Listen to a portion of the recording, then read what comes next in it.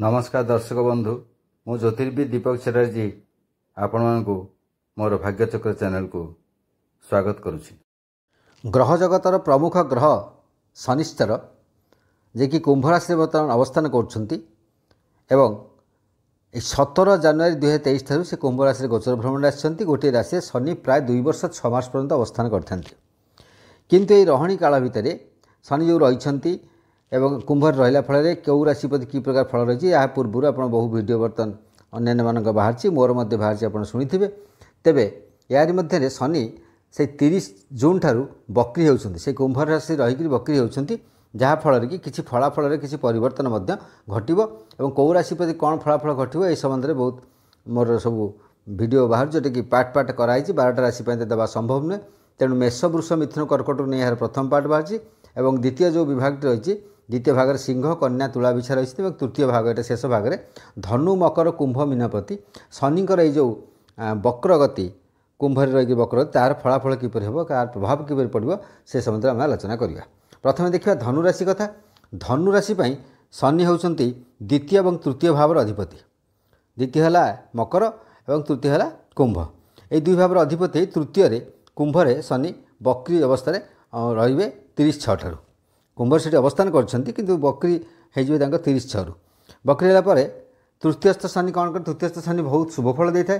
तेणु धनुराशि में जो तृतीयस्थ शनि अच्छी तार फलस्वरूप से कौन करेंगे ना तृतीयस्थ शनि धन प्राप्ति कराई थाए, तृतीयस्थ शनि सेवा प्राप्त कराई थाए, विभिन्न लोक सेवा पाई थांती, वाहन प्राप्ति करिथांती एवं प्रभावशाली होइथांती एवं सुख प्राप्त करिथांती, रोगमुक्त होइथाए, शक्तिमंत होइथांती, शत्रुजय होइथांती एवं निकट यात्रा सुख लाभ करथांती एवं लाभ मध्य करिथांती।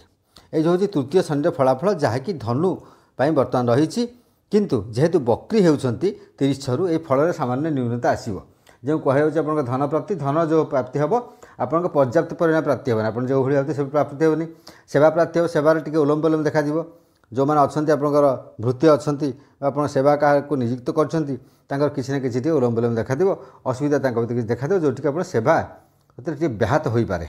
और वाहन प्राप्ति जो कहते हैं मनोनीत वाहन प्राप्ति हो, कि मनोनीत वाहन प्राप्ति न हो पारे आप अशांति भोग करेंगे। जो वाहन को पाइबे से वाहन से अशांति भोग करेंगे एवं प्रभावशाली जो प्रभाव किंतु जिते जो भावुं से टिके प्रभाव हानि है अनुभव हम जमी आपंकर शनि प्रवेश बेले होता किंतु टिके न्यून हे प्रभाव टिके हानि हे एवं जो सुखी निरोगी कहते रोग सामान्य किसी अस्थायी रोग आपको देखादेव, जोटि कि पादरे किसी रोग आंठू बा पादरे किसी रोग देखा दे पारे।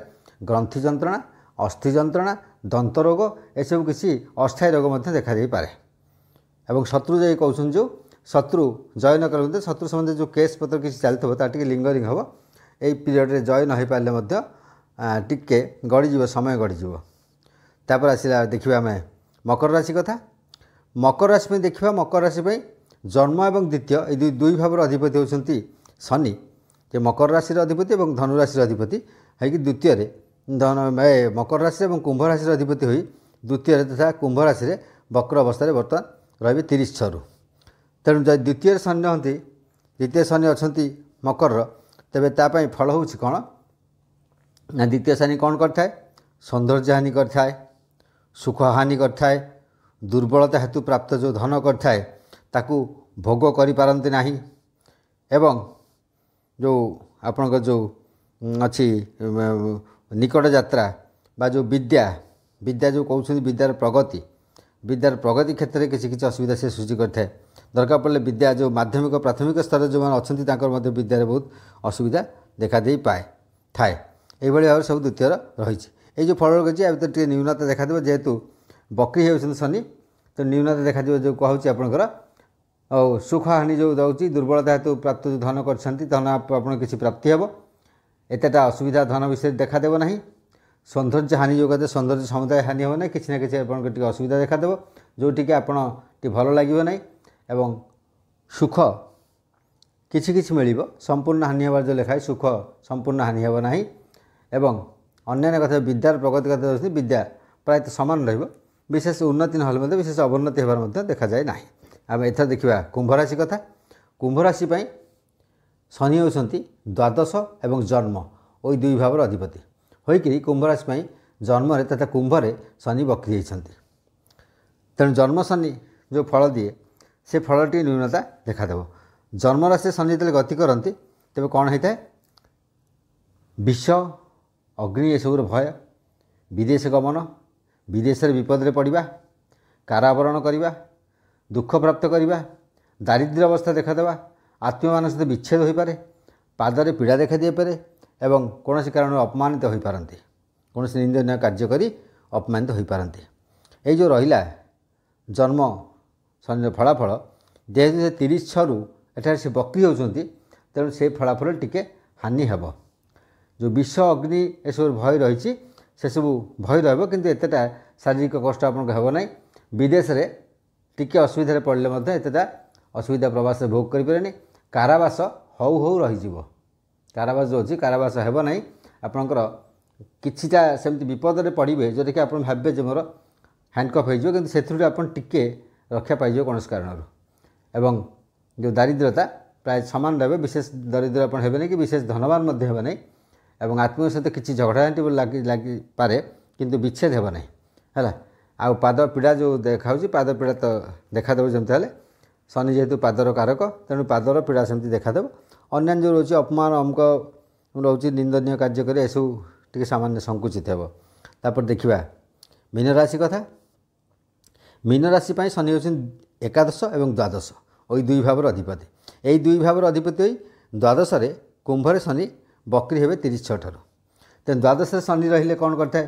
ଦ୍ୱାଦଶ ରହିଲେ ବହୁତ ପ୍ରକାର ଦୁଃଖ ଲୋକକୁ ଦେଇଥାଏ ଏବଂ ଅଯଥା ବ୍ୟୟ କରାଇଥାଏ, ଅଯଥା ସଙ୍ଗ କରାଇଥାଏ ଏବଂ ଆପଣଙ୍କୁ ବିଭିନ୍ନ ପ୍ରକାର ବିପଦରେ ପକାଇଥାଏ ଏବଂ ବିଭିନ୍ନ ଶତ୍ରୁ ଆପଣଙ୍କ ସୃଷ୍ଟି ହୋଇଥାଏ।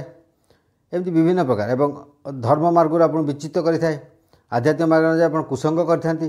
ଏହିସବୁ ହେଉଛି ଦ୍ୱାଦଶ ଶନିର ଫଳାଫଳ, ଯାହାକି ମୀନ ରାଶିର ବର୍ତ୍ତମାନ ରହୁଛି। କିନ୍ତୁ ଯେହେତୁ ବକ୍ରି ହେଉଛନ୍ତି ଏହିସବୁରେ ଟିକେ ଆପଣ ହ୍ରାସ ହେବ।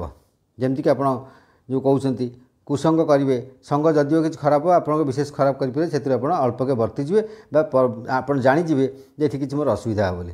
ତେଣୁ ଟିକେ ଚେକ୍ ହେଇଯିବେ। ଯେହେତୁ ଶନି ବକ୍ରି ହେଇଗଲା ଏସବୁ ଜିନିଷରେ ଆପଣ ଚେକ୍ କରିଯିବେ ଏବଂ ବହୁ ବ୍ୟୟ ଯଦି ବ୍ୟୟ କିଛି ନିୟନ୍ତ୍ରିତ ହେବ, ଏତେଟା ବ୍ୟୟ ହେବ ନାହିଁ। କୌଣସି କାରଣରେ ଆପଣ ବ୍ୟୟ ସଂକୁଚିତ ମଧ୍ୟ ହେବ ଏବଂ ଅନ୍ୟାନ୍ୟ ଯେଉଁ ରହୁଛି ପାଦରେ ପୀଡ଼ା ସବୁ ଦେଖାଦେବା କଥା, ସେ ପୀଡ଼ା ଯନ୍ତ୍ରଣା ତ ରହିବ କିନ୍ତୁ ସାମାନ୍ୟ ହ୍ରାସ ହେବ। ଟିକେ ପୂର୍ବରୁ ଯାହା ହେଇଥିଲା ସେ ପୂର୍ବରୁ ଟିକେ ସାମାନ୍ୟ ହ୍ରାସ ହେବ। ଏଇଭଳି ଭାବରେ ଯେହେତୁ ଶନି ଯେତେବେଳେ ବକ୍ରି ହେବେ, ଏ ବକ୍ର ଅବସ୍ଥା 30/6/2024 ଠାରେ କଣ୍ଟିନ୍ୟୁ କରି 15/11/2024 ପର୍ଯ୍ୟନ୍ତ ଚାଲିବ। ତେଣୁ ଏ ଯେଉଁ ଖରାପ ଫଳ ଗୁଡ଼ିକ ନିଶ୍ଚିନ୍ତ ଭାବେ ସେହି ସମୟରେ ସଂକୁଚିତ ହେବ। ଭଲ ଫଳ ମଧ୍ୟ ଶନି ଯାହାକୁ ଦେବାର ଥିବ ସେଗୁଡ଼ିକ ମଧ୍ୟ ସେହି ସମୟରେ ସଂକୁଚିତ ହେବ, ଯେହେତୁ ଶନି ବକ୍ରି ହେବେ। ନମସ୍କାର।